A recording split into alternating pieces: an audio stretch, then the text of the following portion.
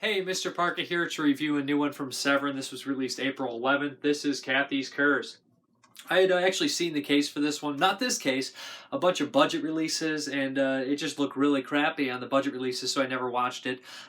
Finally, Severin picked this one up, and somebody did at least, and remastered it. You know, I had not had much interest in this movie until I heard kind of Severin was going to release it, and I had heard Brian Collins pop up and talk about it on podcasts here and there. So I was like, okay, I'd give this one a chance, and I was super happy when Severin announced it.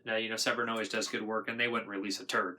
So, I watched Cathy's Curse. This one actually has both versions, the trimmed US version, which is what most people are familiar with here, and the longer international version, which makes a little bit more sense. Cathy's Curse is kind of like a smorgasbord. It's a Canadian horror movie smorgasbord, takes in elements from like different horror movies like The Exorcist and stuff like that. This family moves into this vacant house where a little girl and father died. Actually, the son of the father who died, and the girl, his sister, basically died, and the girl's spirit kind of resides in the house. The house has this weird misogynistic feel to it because the father had hated the mother so bad he kind of passed that on to the daughter. What happens is that Cathy gets possessed by this doll, which is the little girl, and she starts having these bizarre powers and turning against her parents and the groundskeeper and the maid there, and a couple people end up dead. It's really weird movie, especially the US version. It's really a lot of people come into frame and leave frame and just come in, and there's not much exposition. It needed more exposition, and basically their exposition would be like one line here or there, and you're like, oh, Mrs. Burton's coming over. You're like, who the hell's Mrs. Burton? You just moved in this house. How do you know somebody?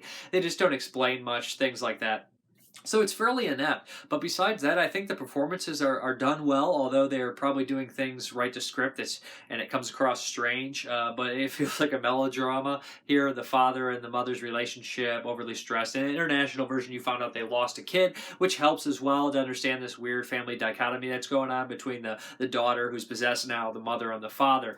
The best part of the movie is when the groundskeeper gets drunk, and him and Cathy, who is possessed, kind of chase away this medium. Yes, there's a medium in the movie out of nowhere that shows up to look for Cathy's mom. They chase her away, and the groundskeeper's drunk, and it's a hilarious scene where they're both calling her. It's just awful, but it's also such a tasteless sense of humor for me that I found it hilarious. Where they're saying, "You fat cow, get out of here, you fat old whore," and it's just the old drunk man and the little kid, and it's just funny to see a little kid cuss. I'm sorry, it always cracks me up, but yeah, that's funny in there. And the guy who plays the groundskeeper, the character's name's Paul, is probably the best character in the movie. He's my favorite character, at least. Kind of bizarre performance, but a good one, I think, actually. So, like, the acting in the movie's pretty good. The music in the movie's pretty good. There's a couple gore gags that come out of nowhere, which are kind of surprising. And there's a couple genuine scares. It's super inept, though, and just super bizarre. And there's some weird edits here and there. And it's a mess. It's a hot mess, but it has some elements to enjoy as well. So this is definitely up to you. You know, I enjoyed the hell out of it in a lot of ways, but again, it doesn't really make all that much sense. It's definitely a midnight movie for people, and I imagine watching it with a crowd would help you get through it. Like, not to say that it's impossible to get through. I'm just saying that it's so freaking weird that you definitely want somebody next to you to say a comment here or there. But the special features include both cuts, which is really cool. The director's cut makes a lot more sense. I think it's a better film, but maybe people prefer the net version just because it's even more ridiculous.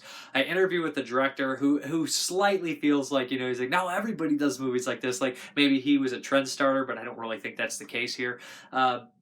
He's also like a journeyman director. He's done a bunch of movies, from my understanding. There's an interview with Cathy and her mother, who was a costume designer on the movie. That's a great interview. You can see them kind of having fun in it. And, there's a commentary with Brian Collins, who did like a horror movie a day. He's a reviewer. And the writer, Simon Barrett, who did a bunch of stuff. They do a commentary. It's mostly comedic. And at times, especially Simon Barrett, they get lost for words because there's just so much stuff to say about this movie. I had to write a review for this one as well. And it's just, I caught myself mostly talking about the weird family relationship in here and the stuff like that, because there's the other stuff is typical, cool, but kind of typical, and that's the most prevalent point to me in here. Or not prevalent, but most interesting point in the movie. But yeah, I would say check this one out, you guys. Severin really doesn't disappoint, and this one really doesn't disappoint either. There's also an introduction to the movie, and a lot of these, introduction to like a screening of the movie. A lot of those people seem like they're having a good time with it here and there. So yeah, if you guys want to check this one out, it is Cathy's Curse from Severin Films. I'd say give it a go. It's weird.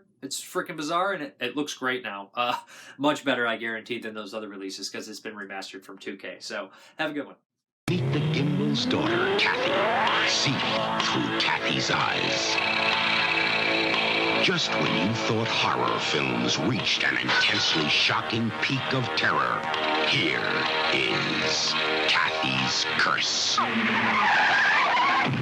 gone, Cathy. Open the door, Maggie! Maggie, open the door! Help! Maggie, open the door! Maggie! Your eyes hurt, don't they? Well, it's perfectly natural. You've been burnt in a fire. Just wait a minute, and I'll make it stop hurting.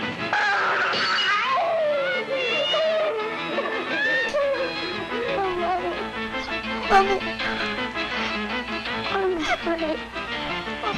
What do you do when unexpected horror erupts all around you? Cathy's Curse. Cathy just wants to play with you, but please, don't take her dolly. I saw you there when Mary... No use trying to hide. I saw you there with my own two eyes. Do you understand? What unknown demon controls a pretty little girl? Peer into the Gimbal home. Join a spellbinding odyssey of fright. Cathy is sugar and spice and everything nice. She just likes to keep her company entertained. Cathy loves to play in the attic. You never know what Cathy will come up with next.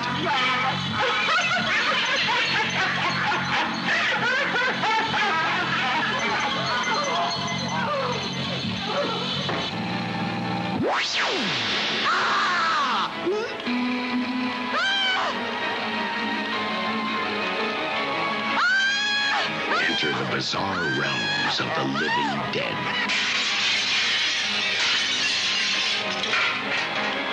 Come to Cathy's house. She's waiting for you. She seems to be running out of friends. Cathy's Curse. She has the power to terrorize. Rated R.